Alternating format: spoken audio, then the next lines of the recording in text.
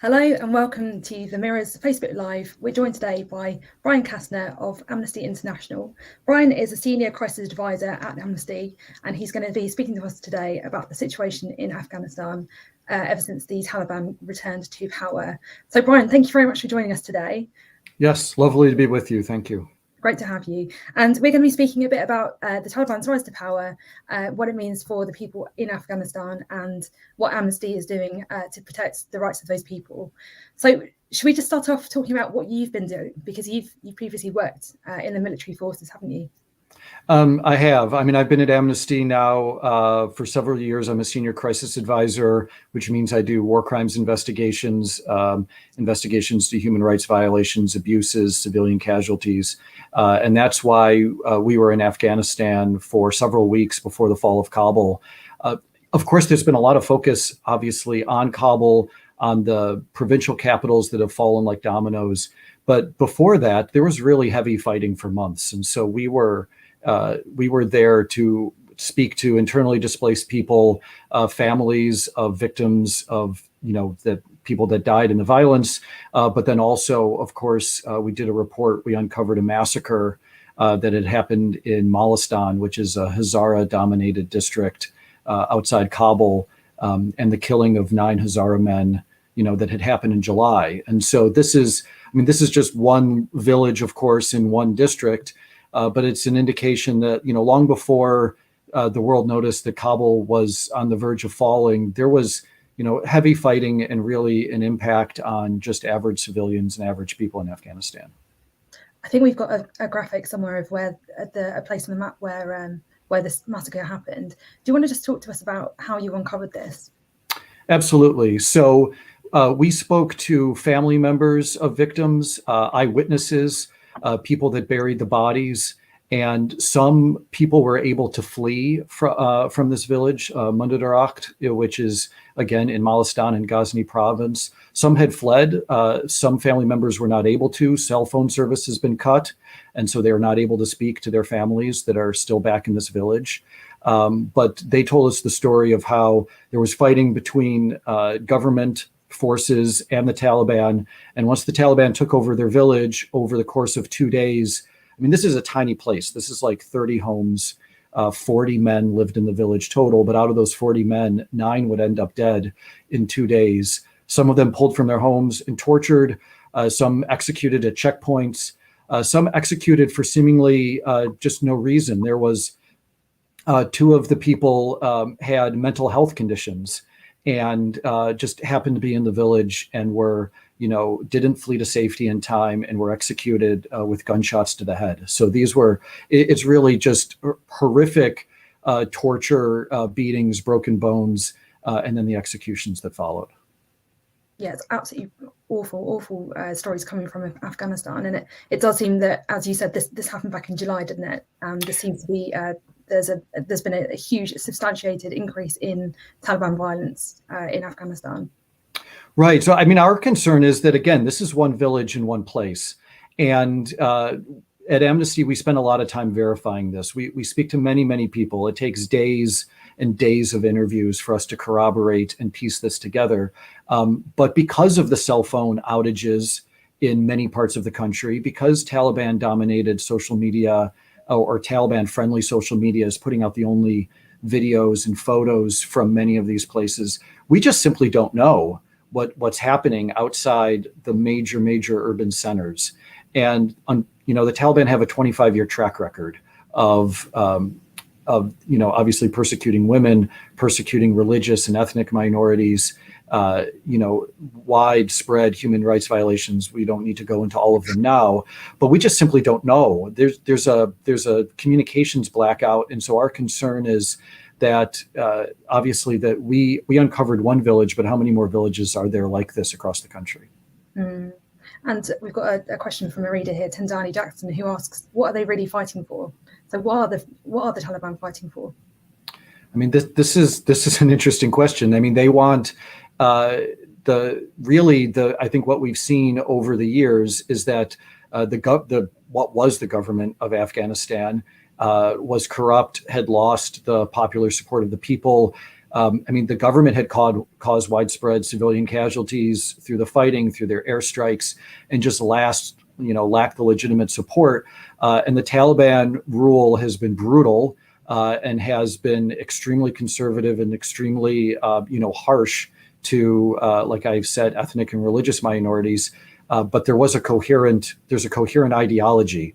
And I think, political and military strategy analysis is not really Amnesty's, it's not why we're here. We're here to investigate violations. But I think you've seen a lot of smart analysis that said, the Taliban have been fighting to win for years, and they had the motivation, and there was just a lack of will to fight on the part of the government forces who were wondering why they were fighting for a corrupt system that did not have, the popular support of the people. What happens now is, of course, the open question, and whether, there's a lot of rhetoric in Kabul from Taliban leaders now. On the one hand, they say, well, women are going to be allowed to do this or that. And then just yesterday, there was a statement, well, maybe women should stay inside until Taliban fighters are retrained. Yes, and so extremely concerning. Yeah, that excuse that the male fighters need to be trained. I can't see them being sent on a diversity training course. Can you? No, I can't. And there's a 25-year track record here. This is not a new group that we're not sure what they're all about. You can't have fighters grow up in a system, and I mean literally grow up, because some of these fighters are very young, have known nothing but war, have been part of the Taliban since they were child soldiers. You can't be indoctrinated and part of this group and subjugate women and have extremely, harsh penalties for anyone that's a different ethnic or religious group, and then suddenly just turn it over overnight. And so even if a spokesperson in Kabul says maybe the right thing, what's the 18-year-old with a Kalashnikov in one of these districts going to do? Well, they're going to do what they've been trained to do and have been doing for years. And that's extremely concerning. And we're seeing again, as we're discussing, what does it mean for an Afghan citizen now? Because it seems to me that from what we're hearing from people on the ground there and the agencies over here who are fighting to get people out, there is this kind of lack of hope, isn't there? It seems like a light has been dimmed all of a sudden. Yeah, it is extremely concerning. So I would say a couple things about that. One is that, there has to be a continuation of the small gains that have been made over the years. Women have been allowed to do more and more in Afghanistan. There has been more freedom and more rights over the years. And so our number one priority at Amnesty is ensuring that journalists, media, human rights defenders, activists, people that have had a small measure of being able to exert their human rights are able to continue that later. To continue that on. If the Taliban want their reality to match the rhetoric, then there's things they can do. They can allow protests. There were protests in Jalalabad that were met by gunfire from the Taliban. Things like that need to stop immediately. The going house to house. If they want to say that there's an amnesty for people that supported the government or people that they disagree with, then that needs to be matched by stopping this house to house searching for people who are activists and their family members. The other thing, of course, is this terrible scene of evacuations at the airport. The people that want to leave, the people that are under direct threat, need to be given the opportunity to leave. And this is another case where, the Taliban say one thing, that they're going to allow some people to leave, and then the actual checkpoints within Kabul are turning people away. This is Americans. I know personal contacts that have been turned away by the Taliban. This is ordinary Afghans who had worked with the government and rightly fear for their safety. And so protecting the people, the human rights defenders, they're going to stay, protecting the people that want to leave. This is our main concern right now. Yeah, a very, very dangerous and frightening situation. We have another question here from Rosie Rowe, who asks, will any other countries be under threat? So I assume she means that now the Taliban has implanted itself back in power. Will other countries be under threat from Taliban violence? I guess that's an open question as well. I would say that nobody is going to be under threat as much as the Afghan people themselves, who are every day have to deal with the checkpoints and the repression. If the Taliban supports other armed groups that are engaged in committing their own human rights abuses and committing their own violations and killings and attacks, well, that's going to be another issue that they need to be held account for. If they, I know I've said this before, if they actually want to have international legitimacy in a way that they did not 20 years ago, then they can't simply say the right thing. They need to do the right thing as well. And they need to engage with the international community, and whether that's the International Committee of the Red Cross, whether that's World Food Program. I mean, we haven't even talked about the humanitarian disaster that is likely unfolding now, as a lot of these international networks that provided education and food and healthcare are completely dismantled by overtaking the government and workers fleeing and everything else. So if the Taliban actually want to be taken seriously and get some small measure of credibility, they can't simply say the right thing during an interview in a certain media outlet. They need to do the right thing by human rights defenders, media, the NGOs that are trying to provide services to average Afghans. Absolutely. And there's a question to be asked as well about how the Taliban see the future of Afghanistan working out for them. If they're preventing women from entering the workplace, presumably there's going to be a source of money that dries up there. So how do you build an economy with only half your population working, and so on? Absolutely. So there have been real gains. Last time I was in Kabul was 2005, before this most recent trip. I didn't even recognize the place. It is, with the economic development, with the new construction, with the rights and expanded opportunities, Tolo News, which is the cable news of Afghanistan, having female presenters, there has been real incremental progress.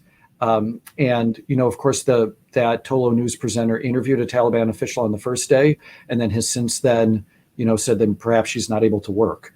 And so this is, these are the gains that have been really, that are in danger of backsliding, and why we're so concerned. Mm-hmm. We've got another question here from Daniel Bird, who asks, with Al-Qaeda allegedly working alongside the Taliban, is it time for Boris Johnson to take more action? So this is a more of a UK-focused question here. Right. And I guess, again, I hate to deflect, but Amnesty's not in the business of telling government exactly what their policy should be, except that, every country has a responsibility, to protect its own citizens. And that includes the Taliban having a responsibility to not allowing armed groups to operate and commit their own human rights abuses. And so if they want, again, I'm a broken record. If they want to be seen as the legitimate government in Afghanistan, then they can't allow armed groups to be killing civilians, to be killing and torturing and doing the other things that Al-Qaeda, of course, has been doing. So they have a responsibility there, under international law as well. And picking back up on what we were discussing earlier about the Taliban's frankly bizarre the press briefing they gave from the presidential palace last Sunday, in which they promised that women's rights will be protected and that they definitely changed and all the rest of it. Baz Higgins has asked, will the Taliban change? I mean, they have an uphill battle, and I think their skeptics are right to be skeptical. And so they said that women's rights would be protected, but they also said women's rights would be protected under their interpretation of Sharia law. I am not a Sharia law scholar, and I'm not going to or able to debate those specifics. But I think we've seen in 25 years that their interpretation of that law is extremely harsh and does not allow women to exercise their free right, their rights to assembly, their rights to work, their rights to all sorts of things. And so they have to prove that it's not just talk, and they need to have their own, they need to consider these international. I'm really sorry, my dog is barking. Mine is kept on the other side of the door, so we're good we're going over here for now. Mine should be on the other side of the door, but it has managed to escape. So I think we're almost out of time here. So my final question would be, what can we as ordinary citizens do to help people in Afghanistan? I think the number one thing is to be pressuring, everyone should be pressuring their governments to be taking as many evacuees as possible, as many people that are under threat and thus have, legitimate fears and are able to be moved. Those people should be moved and evacuated for as long as possible. So support that effort, pressure your own governments to be able to work on that. And then when those people arrive in the UK or the US or throughout Europe or wherever they are, they have a long road ahead for resettlement. And there are local resettlement agencies, to help with housing and help with employment and everything else. And to have these people be fully supported. The people that I know that are part of this evacuations, the Afghans I know, love Afghanistan and do not relish leaving. They are trying to save their own lives and trying to save the lives of their families, which is all that any of us would do. And so they deserve our full support in being able to, resettle, and their lives going forward are going to be trying enough, and anything we can do to assist is what we should be. Brian, thank you so much. It's been a really interesting chat, and best of luck for your work going forward. And thank you too for watching and for your questions, and we will speak to you soon. Bye. Thank you so much.